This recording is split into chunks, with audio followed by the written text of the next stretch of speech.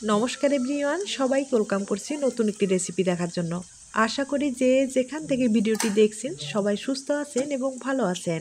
আজকে ময়দা দিয়ে একটা ডিজাইনার পিঠা রেসিপি নিয়ে আসলাম, অথবা নাস্তাও বলতে পারেন। ময়দার এই পিঠাগুলো দেখতে যতটা লোভনীয়, খেতেও কিন্তু ততটাই টেস্টি হয়ে থাকে। তাছাড়া একটা পিঠা খেলে মন এবং পেট দুইটাই ভরে যাবে।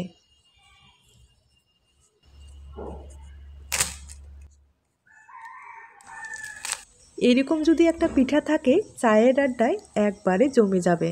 এবার চলুন মূল রেসিপিতে যাওয়া যাক, আশা করি আপনাদের ভালো লাগবে। পিঠাগুলো তৈরি করার জন্য এখানে 200 গ্রামের মতো ময়দা ব্যবহার করলাম। এরপরে 1 চামচের মতো এখানে সুজিটা ব্যবহার করব। আর সুজিটা ব্যবহার করলে এই পিঠাটা একবারে খাস্তা হবে, মুসমুসে হবে, খেতে খুব ভালো লাগবে। এরপরে 1 চামচের মতো চিনিটা ব্যবহার করলাম। চিনিটা ব্যবহার করলে এই পিঠাটা কিন্তু একটু মিষ্টি মিষ্টি করবে, খেতে ভালো লাগবে। আর যদি আপনারা মিষ্টিটা পছন্দ না করেন সেক্ষেত্রে স্কিপ করতে পারেন। স্বাদ মতো লবণ দিয়ে দিলাম, আর 2 টেবিল চামচের মতো সাদা তেলটা ব্যবহার করলাম। এবার সবগুলো উপকরণ খুব ভালোভাবে মিশিয়ে নিতে হবে।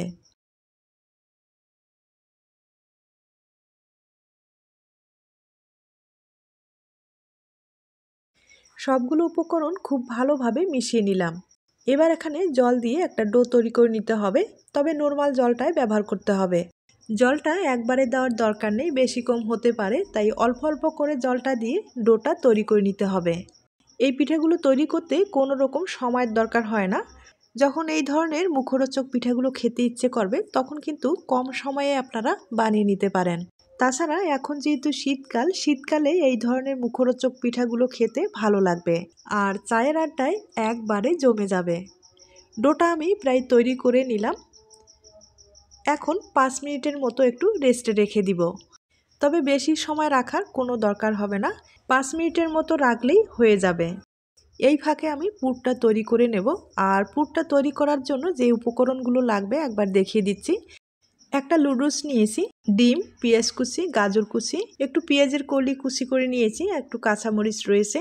প্রথমে আমি লুডুসটা একটু হালকাভাবে সিদ্ধ করে নেব। সিদ্ধ করা হয়ে গেছে, এবার কিন্তু জলটা ভালোভাবে ঝরিয়ে ঠান্ডা জল দিয়ে আমি ধুয়ে নেব। এখন যেটা করতে হবে, এইদিকে পুরটা আমি এখন তৈরি করে নেব। কড়াইয়ে আমি 2 টেবিল চামচের মতো তেল দিয়ে দিলাম, আর ফ্লেভারের জন্য একটু জিরাটা ব্যবহার করলাম। এরপরে পেঁয়াজ কুচিটা দিয়ে দিলাম। পেঁয়াজটা হালকা একটু লালচে হয়ে গেলে এরপরে কিন্তু আমি এখানে একটা ডিম ভেঙে দেব।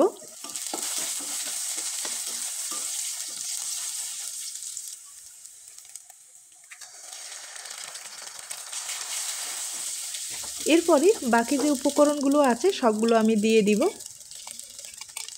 খুব ভালোভাবে নেড়েচেড়ে নিতে হবে। আর বাড়তি কোনো লবণ ব্যবহার করলাম না, কারণ নুডলসের যে মশলাটা আছে সেটাই কিন্তু আমি ব্যবহার করব। এবার সিদ্ধ করা যে নুডলসটা আছে সেটা কিন্তু আমি দিয়ে দিলাম। এবার খুব ভালোভাবে নেড়েচেড়ে নিতে হবে।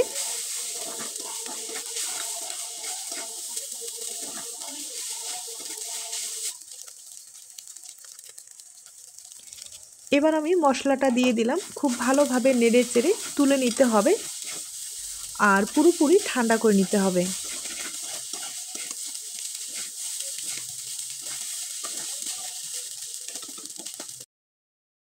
এদিকে ডোটা 5 মিনিটের মতো হয়ে গেছে, সব কিছু ভালোভাবে সেট হয়ে গেছে।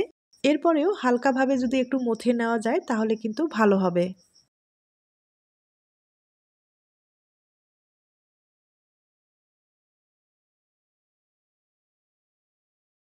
ডোটা আমি মথে নিলাম, আর এখন আপনাদের ডিজাইনটা তৈরি করে দেখিয়ে দিচ্ছি। আর ছোট্ট একটা লিচি কেটে নিলাম। এবার ছোট্ট একটা রুটির মতো করে বেলে নিব। এখন মাঝখানে পুর দিয়ে দিতে হবে, আর পুর কিন্তু আমি একটু বেশি করে দিয়ে দিলাম, তাহলে পিঠা অথবা নাস্তাটা খেতে ভালো লাগবে।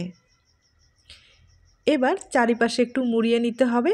এরপরে মুখটাকে ভালোভাবে বন্ধ করে দিতে হবে। এবার ভালোভাবে সমান করে নিতে হবে। আর সহজেই কিন্তু পিঠাটা তৈরি হয়ে গেল, হয়তোবা দেখে বুঝতে পেরেছেন। একইভাবে আমি আরেকটা তৈরি করে দেখিয়ে দিচ্ছি।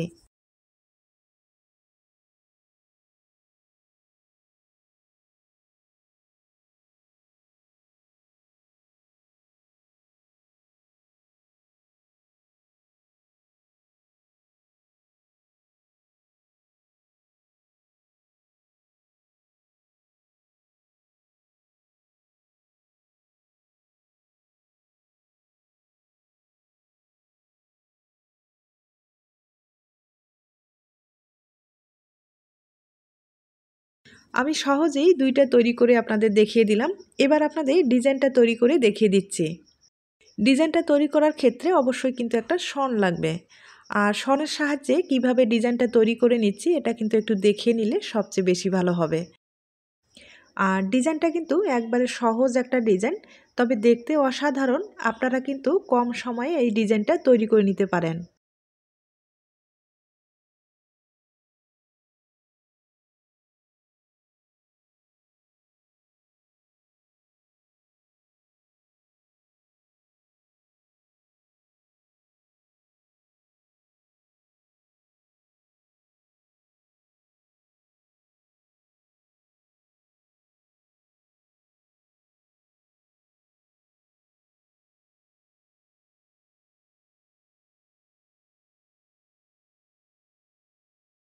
আমি কিন্তু আপনাদের সহজভাবে ডিজাইনটা তৈরি করে দেখিয়ে দিলাম।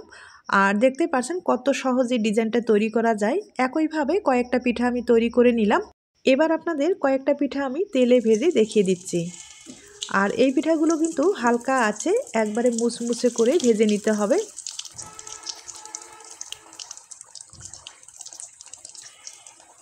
তবে বেশি আছে ভাজতে যাবেন না, বেশি আছে ভাজলে এটা কিন্তু উপরে লাল হয়ে যাবে, ভিতরে কিন্তু কাঁচায় থেকে যাবে। তাই হালকা আছে ভেজে নিলে একবারে ভিতরটাও কিন্তু মুচমুচে হবে, খেতে ভালো লাগবে।